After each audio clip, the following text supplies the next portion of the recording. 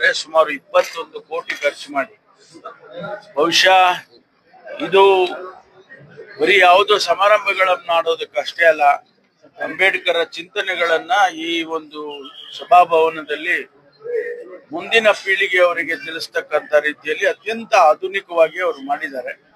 ಅವರಿಗೆ ನಾನು ಅಭಿನಂದನೆಗಳನ್ನ ತಿಳಿಸಿದ್ದೇನೆ. ಅದೇ ರೀತಿ ಬೇರೆ ಬೇರೆ ಕ್ಷೇತ್ರದ ಇದೆ, ತಾಲೂಕಾ ಕಚೇರಿ ಇರ್ಬೋದು ಅಥವಾ ಸ್ವತಂತ್ರ ಚೌಕ ಇರ್ಬೋದು, ಎಲ್ಲವನ್ನು ಕೂಡ ದೂರದೃಷ್ಟಿಯನ್ನ ಇಟ್ಕೊಂಡು ಕೆಲಸ ಮಾಡಿದ್ದಾರೆ. ಅವರಿಗೆ ನಾನು ಅಭಿನಂದನೆಗಳನ್ನ ಹೇಳಿದ್ದೇನೆ.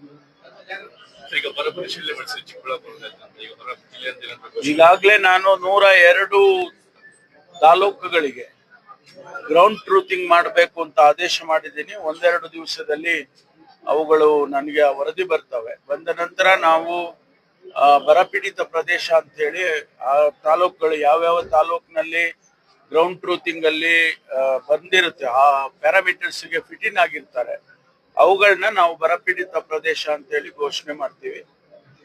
ಆನಂತರ ಕೇಂದ್ರ ಸರ್ಕಾರಕ್ಕೂ ಕೂಡ ನಾವು ಒಂದು ಮೆಮೊರಾಂಡಮ್ ಅನ್ನ ಸಬ್ಮಿಟ್ ಮಾಡೋದಕ್ಕೆ ತಯಾರು ಮಾಡ್ಕೊಳ್ತೀವಿ.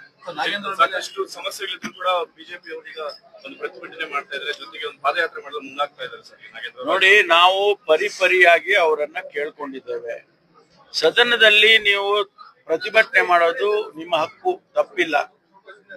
ನಾಗೇಂದ್ರ ಅವರ ಏನು ರಾಜೀನಾಮೆ ಕೇಳೋದು ಕೂಡ ತಪ್ಪಿಲ್ಲ. ಆದ್ರೆ ಅದಕ್ಕೆ ರೀತಿ ನೀತಿಗಳಿದಾವಲ್ಲ.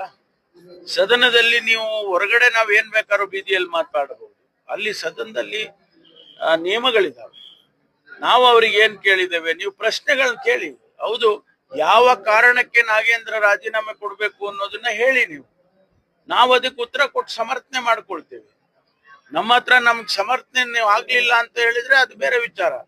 ಆದ್ರೆ ನಾವು ನಿಮ್ಮನ್ನ ಕೇಳೋದು ಇಷ್ಟೇನೇನೆ, ನೀವು ಪ್ರಶ್ನೆಯನ್ನ ಕೇಳಿ ನಾವು ಉತ್ತರವನ್ನ ಕೊಡ್ತೇವೆ. ಆದ್ರಿಂದ ಈ ಪ್ರತಿಭಟನೆ ಎಲ್ಲ ಮಾಡೋದು ಬೇಡ. ಜ್ವಲಂತ ಸಮಸ್ಯೆಗಳಿದಾವೆ.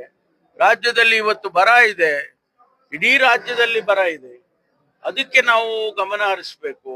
ಮತ್ತು ಬೇರೆ ಬೇರೆ ಕುಡಿಯೋ ನೀರಿರ್ಬೋದು, ಬೇರೆ ಬೇರೆ ಉದ್ಯೋಗದ ಭರವಸೆಯನ್ನ ಕೊಟ್ಟಿದ್ವಿ, ಅದು ಉದ್ಯೋಗ ಕೊಡ್ಬೇಕು ಮಕ್ಕಳಿಗೆ, ಏನು ಪದವೀಧರರಿಗೆ. ಅವೆಲ್ಲ ಸಮಸ್ಯೆಗಳನ್ನ ಚರ್ಚೆ ಮಾಡೋಣ ಅಂತ ಹೇಳಿ ಅವ್ರಿಗೆ ಕೇಳಿದ್ವಿ. ಪರಿಯಾಗಿ ವಿನಂತಿ ಮಾಡಿದ್ವಿ. ನಾವು ಸರ್ಕಾರ ಮಾಡಿದೆ ಮತ್ತು ಸಭಾಧ್ಯಕ್ಷರು ಮಾಡಿದ್ದಾರೆ. ಅಷ್ಟಕ್ಕೂ ಅವರು ರಾಜಕೀಯ ಮಾಡ್ಕೊಳ್ತೀವಿ ಅಂತ ಅಂದ್ರೆ ನಾವೇನ್ ಮಾಡಕ್ಕಾಗಲ್ಲ. ಇದೆಲ್ಲ ರಾಜಕೀಯ ಕಾರಣಕ್ಕೋಸ್ಕರ ಅವ್ರು ಮಾಡ್ತಾ ಇದ್ದಾರೆ ಅಷ್ಟೇ, ಬಿಟ್ರೆ ಬೇರೆ ನಿಜವಾದ ಸಮಸ್ಯೆಗಳಿಗೆ ಅವರಿಗೆ ಇಷ್ಟ ಇಲ್ಲ. ಅವ್ರಿಗೆ ಬೇಕಾಗಿರೋದು ರಾಜಕಾರಣ.